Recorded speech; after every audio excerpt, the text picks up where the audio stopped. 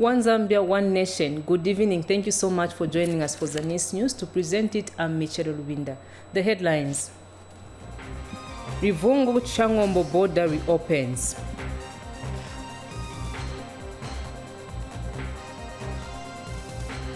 Vice President opens eye clinic at Mamba General Hospital. And UNHCR welcomes Zambia's plans to modernize refugee settlements. News in detail. Zambia and Angola have reopened the Rivungu-Changombo border crossing point after being closed for 2 years due to COVID-19. The closure of the border was part of the two governments' measure to combat the pandemic. Kasweka Sakaimbo reports.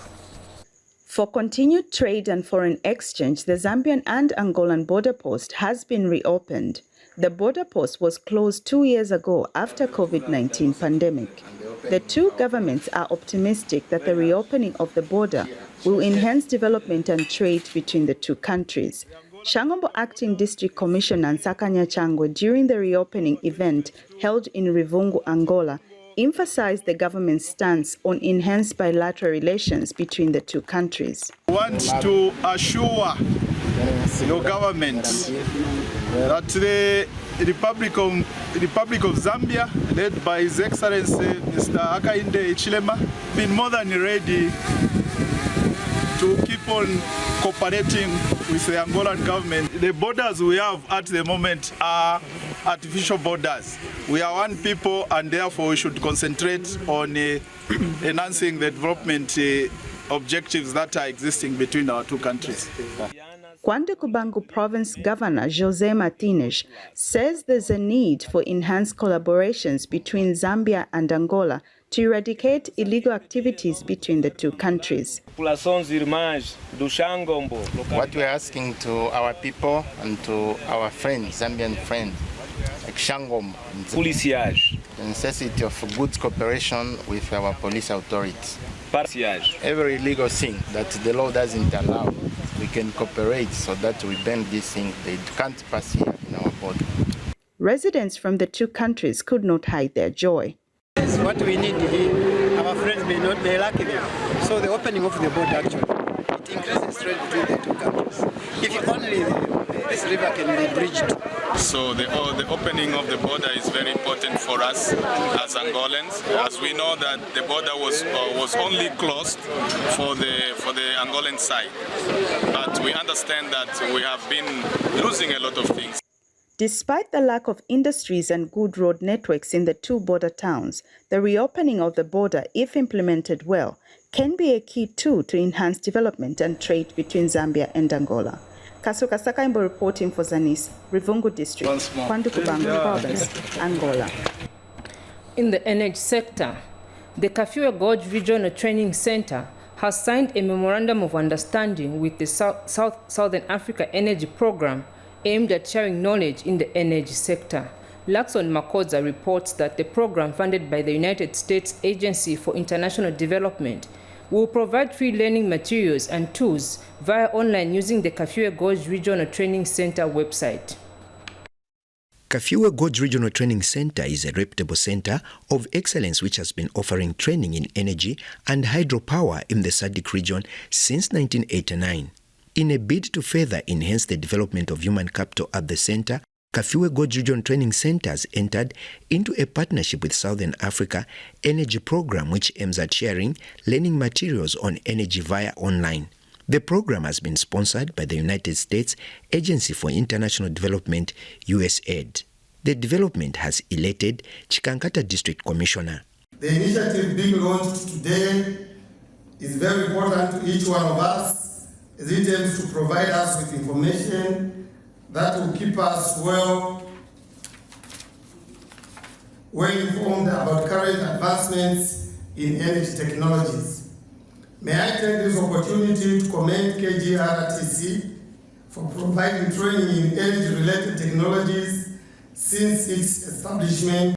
Southern Africa Energy Program representative Nachi Majo stated that the learning materials shared on the website have been developed over a long period of time, and she has since called for the full utilization of the learning materials. I would just like to encourage everyone to visit the website, to make use of all the training materials, all the tools that have been developed, to download them, share them as widely as possible. Meanwhile, Kafue Gorge Regional Training Center Director Davis Chinkusu expressed optimism that the learning materials will immensely help in skills development for the learners. Initiatives where we partner, just for learning purposes, I think for us is a very important initiative. And I just want to thank USA Inside Project and for the initiative. For Zanis, I'm Lakson Makodza. In Western Province, President Hakainde Hichilema has signaled the groundbreaking ceremony to mark the construction works of a health facility in Sinanda village in Mambumbu area in Mongu district. Take a look at this report by Mwangala Kapandula. President Hakainde Hichilema signaled the groundbreaking for the construction of a health facility in Sinanda village in Mambumbu area of Mongu district. The 3.4 hectares where the facility is earmarked to sit on was handed over by village Induna Kapui in honor of the president earlier this year in April. Much to the delight of the villagers, the president announced his intentions to construct the health facility using his own personal resources instead of taxpayers' money. We've already appointed the contractor. I would have brought a contractor from Wengwa, but I decided no, I will use a contractor from here in our spirit of decentralization so that the money will be spent here and end and spent again elsewhere in this area. And I want to confirm, Headman Bondate, and to the ministers and permanent secretaries that are here, that the money which will be used to build this health center, none of it will be a taxpayer's money. None of it, not a penny. All of it will come from the HS family. Mr. Hichilema said the health facility will house an outpatient department, a male, female, and children's wards, among others. I know you have called it a clinic, but it will be more than a clinic. It will have an outpatient at minimum, an outpatient facility. It will have a maternity ward here. It will have an outpatient ward, as I said, but male ward, female ward, different from the maternity ward and the children's ward. Induna Kapui says he saw it fit to hand over the piece of land to the first family and welcomed them as residents in the village. You are therefore most welcome, Your Excellency. We as a village are greatly humbled by your acceptance to be a member of Singanda village. For Zanis News, Mwangala Kapandula reporting in Mongo. Still in health news, Vice President Mtalena Lumango has officially opened the Mamba General Hospital Eye Care Clinic, constructed at a total cost of $1.3 million United States dollars.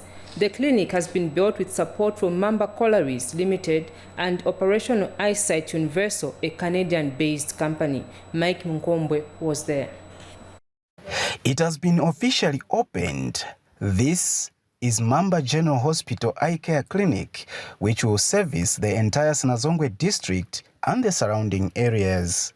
Vice President Mtalena Lumango, who opened the clinic, called on other companies to enhance their social corporate responsibility in their areas of operation. She also wants the equipment installed to be well preserved. The government is grateful to Mamba Collieries Limited and Operation Eyesight Zambia for investing in communities by supplementing government's efforts in the provision of health services.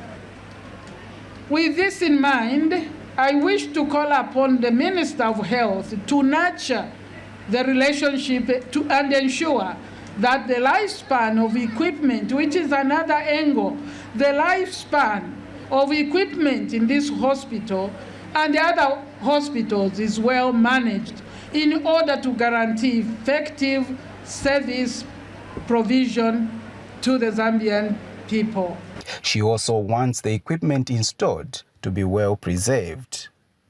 The facility was built jointly by Mamba Collieries Limited and Operation Eyesight Universal at a total cost of $1.3 million United States dollars. This project commenced in 2017 but slightly stalled during the COVID-19 pandemic era.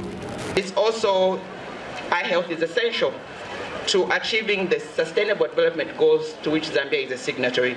Of course, eye health, just to highlight, reduces poverty related to Sustainable Development Goal number 1, improves productivity at work, and most professions, you would need to have your eyes well for you to be able to engage in decent work and economic growth related to Sustainable Development number 8. Southern Province Minister Cornelius Mwetwa is equally happy with this facility. This facility is a game changer in health service delivery to our people. People who used to travel long distances into Lusaka to look for this service can now find it at the doorstep here in Mamba. And for this, we thank Mamba Collieries and their cooperating partners. Mike Munkombwe, Zanis, in Mamba, Sinazongwe District, Southern Province. Still in the news tonight, parents have been urged to ensure that they cooperate with health officials going around in communities administering the second round of the COVID-19 vaccine. Chipata Clinic Sub-District Health Promotions Coordinator Natalie Kapembwa notes that the vaccination is the most effective way of controlling the pandemic. Details in the following report. People have continued visiting different health facilities in Lusaka to have themselves vaccinated for the second dose of COVID-19.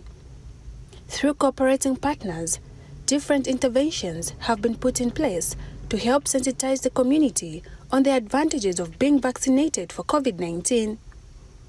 Setting up COVID-19 static centers, mobile announcements, door-to-door campaigns, and also visiting schools and workplaces are some of the strategies that have been implemented to help sensitize the community. Okay, so apart from having the static COVID vaccination within the facilities, we are also going in schools where we've engaged the teachers to be mobilizing the pupils. So to those that are 12 years to 17, we're encouraging the teachers to help us distribute the consent forms so that the parents can sign to show that they've allowed their child to be vaccinated.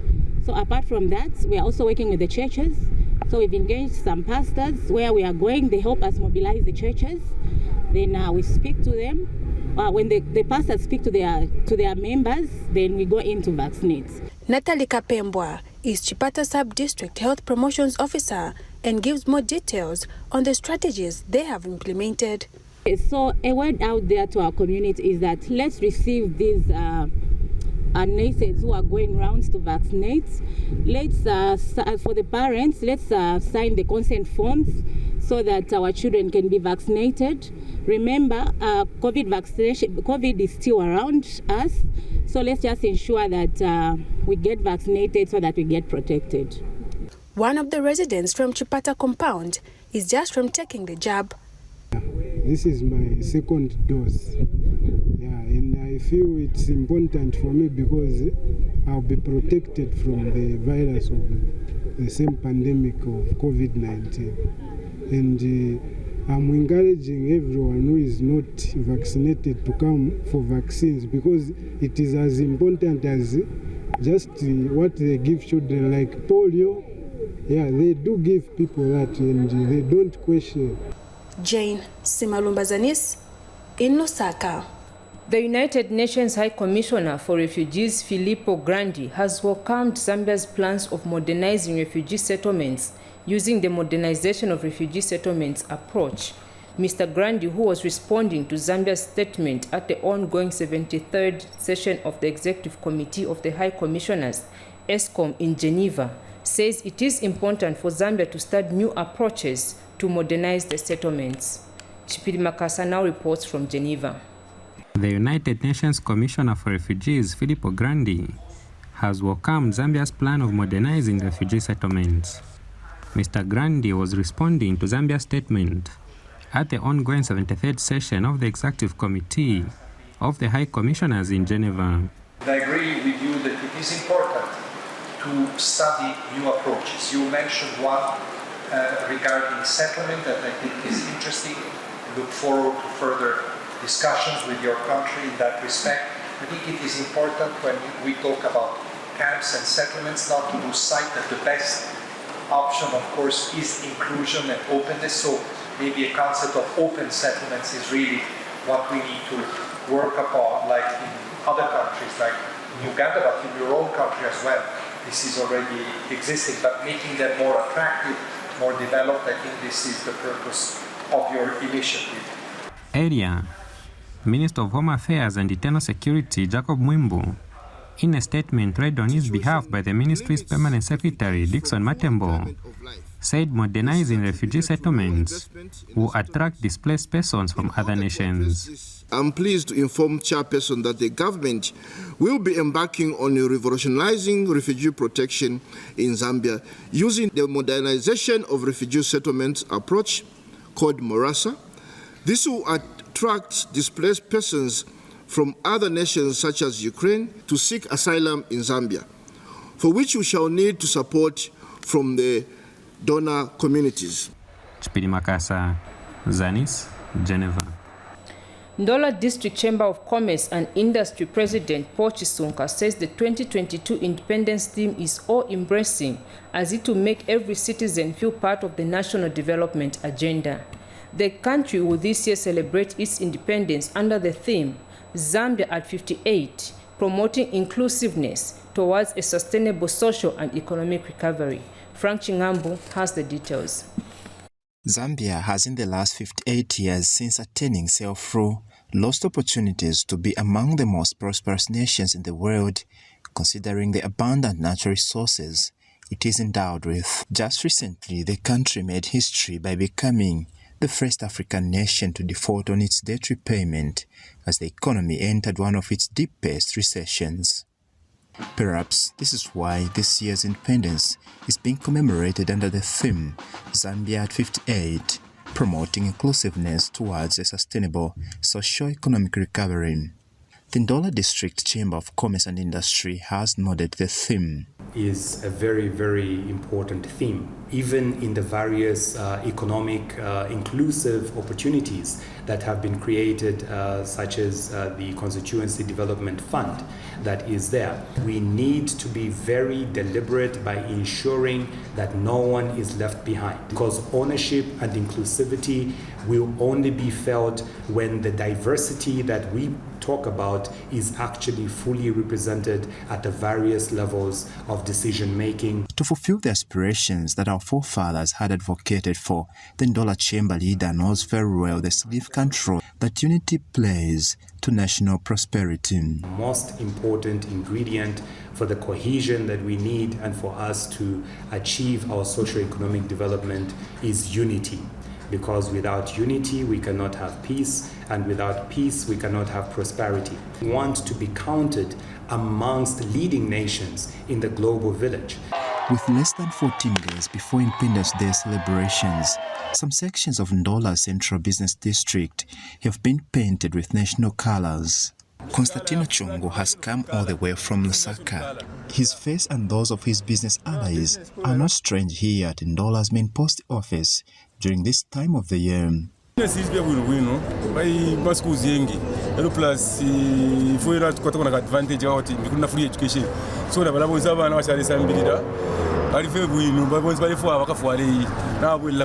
Chipango Mwilu wants Zambians to respect this special day that came through sacrifice.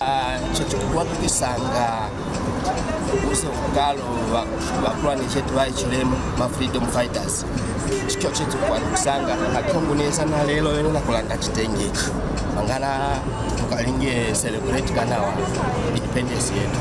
Frank Chingambu reporting from Ndola.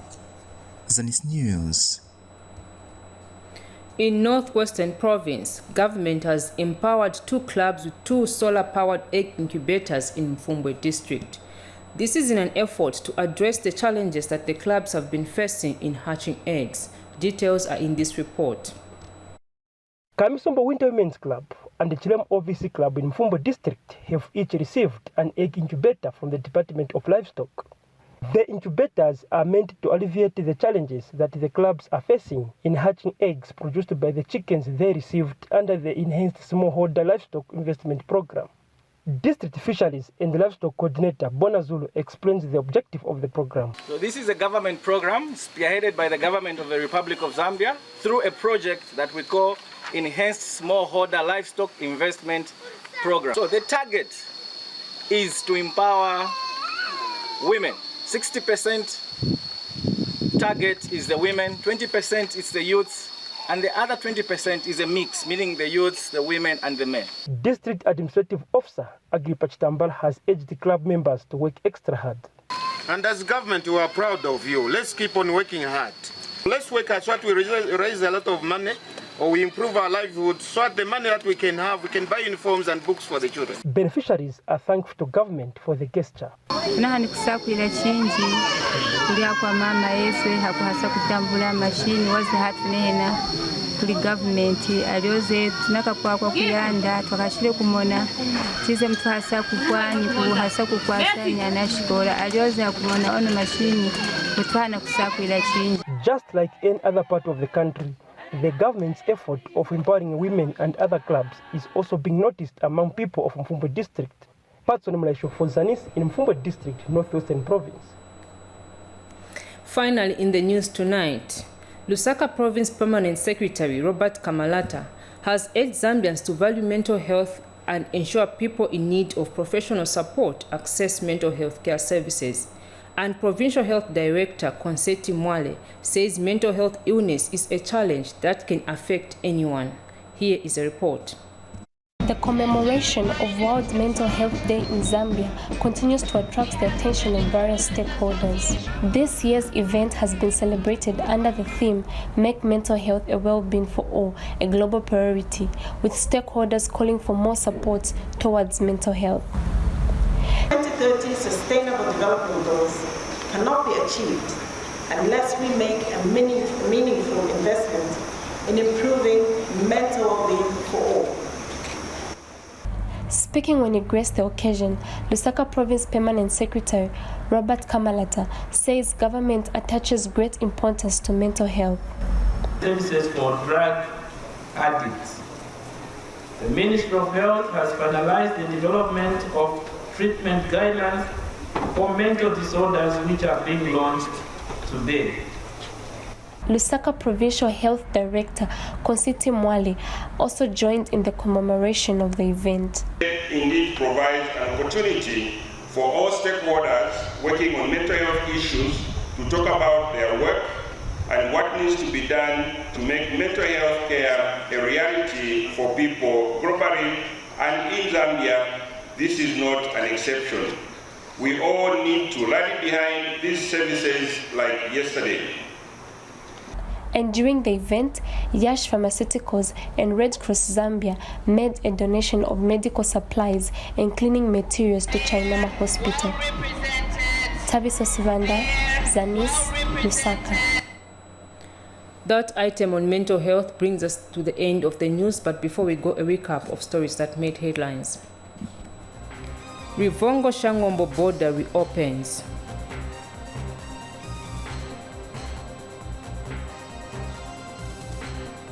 Vice President opens eye clinic at Mamba General Hospital. And UNHCR welcomes Zambia's plans to modernize refugee settlements. That's all we could package for tonight's edition. On behalf of the entire production team, this has been Michelle Luwinda. Join us again next time. Bye-bye.